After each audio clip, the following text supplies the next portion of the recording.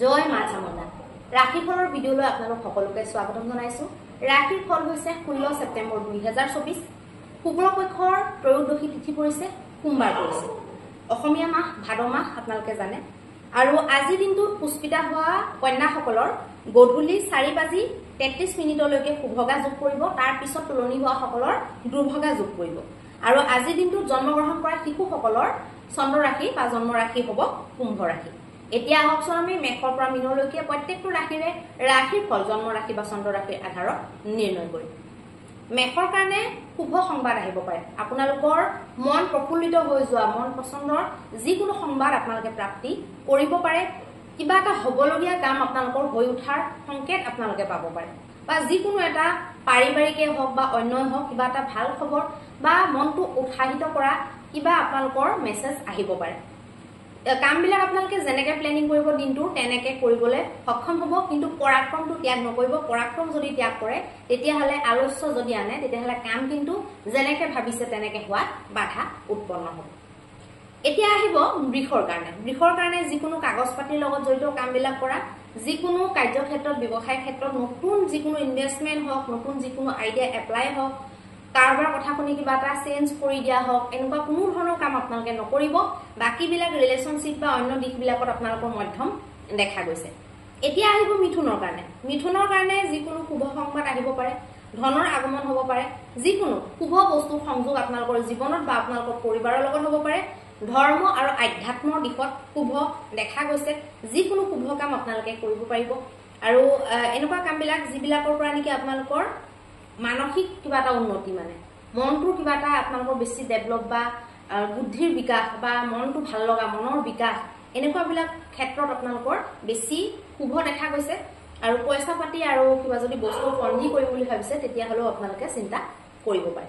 এতিয়া আহিব কৰ্কটৰ কাৰণে। কৰ্কটৰ কাৰণে কিন্তু মানসিক ক্লেশটো থাকিব, চিন্তাটো থাকিব। পইচা পাতি তেওঁলোকে নিৱেশ আদি নকৰাটো ভাল হ'ব। পইচা পাতিৰ লেনদেন একেবাৰে নকৰিব আৰু যাত্ৰাৰ কাৰণে আপোনালোকৰ অশুভ হ'ব। এতিয়া আহিব সিংহৰ কাৰণে। সিংহৰ কাৰণে যিকোনো সন্ধি কৰা, যিকোনো নতুন আলোচনাত বহা, যিকোনো আপোনালোকে ব্যৱসায় কৰি আছিলে নিজৰ গ্ৰুপটোৰ ভিতৰতে আলোচনা কৰা বা নিজৰ ডেভেলপমেণ্টৰ লগত জড়িত, নিজৰ শাৰীৰিক আৰু মানসিক বিকাশৰ লগত জড়িত কামবিলাক কৰা, নিজৰ ডেইলি ইনকামৰ লগত জড়িত বা ডেইলি ইনকামটো ইম্প্ৰুভ কৰাৰ কাৰণে আপোনালোকে চিন্তা চৰ্চা কৰা, আপোনালোকৰ এইবিলাক ক্ষেত্ৰত শুভ দেখা গৈছে। বৈবাহিক মীমাংসাও কৰিব পাৰিব। কন্যাৰ কাৰণে বহুত এটা ভাল বুলি ক'ব নোৱাৰি। সামূহিক বস্তুবিলাকৰ পৰা মন্তব্য দিয়াৰ পৰা অকণমান বাচিব আৰু যাক তাক যেনেকে তেনেকে মন্তব্য নিদিব, সেইটোৰ এটা বিৰূপ ৰূপ ধাৰণ হ'ব পাৰে। আৰু যিকোনো বহুত ডাঙৰ শুভ কাম ইনভেষ্টমেণ্ট নকৰিব। প্ৰেমৰ ক্ষেত্ৰত সাৱধান হ'ব আৰু বৈবাহিক ক্ষেত্ৰতো আপোনালোকে কোনো ধৰণৰ আলোচনা বহাটো শুভ নহ'ব। এতিয়া আহিব তুলাৰ কাৰণে। তুলাৰ কাৰণে যিকোনো সন্তানৰ লগত জড়িত, সন্তানৰ কামৰ বা পঢ়া শুনাৰ যিকোনো এটা বস্তুৰ লগত জড়িত, মানসিক বিকাশ হোৱা কামবিলাক, বুদ্ধিৰ বিকাশ হোৱা কামবিলাকৰ লগত জড়িত বা বুদ্ধিৰ লগত জড়িত যিকোনো কাম, ব্যৱসায় বাণিজ্য হ'ব পাৰে, সেইবিলাকৰ ক্ষেত্ৰত শুভ দেখা গৈছে।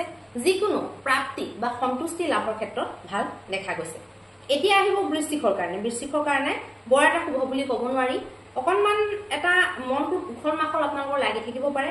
বাকী পাৰিবাৰিক দিশবিলাকত মধ্যম থাকিব। মাকৰ লগত ভালকে বনাই চলিব, নহ'লে প্ৰব্লেম হ'ব পাৰে।